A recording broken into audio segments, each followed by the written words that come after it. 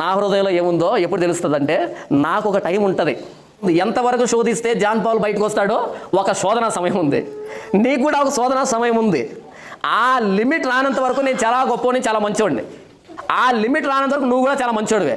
మన ఇశ్రాయేలీలు లోపల ఉన్నదంతా కక్కడానికి 40 ఏళ్ళు పట్టింది. వాళ్ళ హృదయంలో ఉన్నదంతా బయటకు రావడానికి. ఎందుకు దేవుడు ఒక వ్యక్తిని శోధిస్తాడంటే, ఎందుకు దేవుడు ఒక వ్యక్తిని శోధనలో విడిచిపెడతాడంటే, ఎందుకు మన కష్టాల్లో చూచి చూడనట్టుగా పట్టించుకోకుండా ఉంటాడంటే, మన హృదయంలో ఉన్నది బయట కనబడేటట్టుగా చేస్తాడు ఆయన.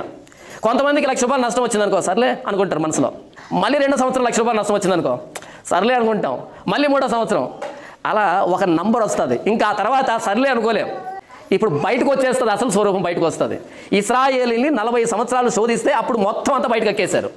ఏం దేవుడు అండి, ఏం యెహోవా అండి, ఏం మోషే అండి, ఏం కనాన్ దేశం అండి, ఎవరికి కావాలది అనే దగ్గరకు వచ్చారు.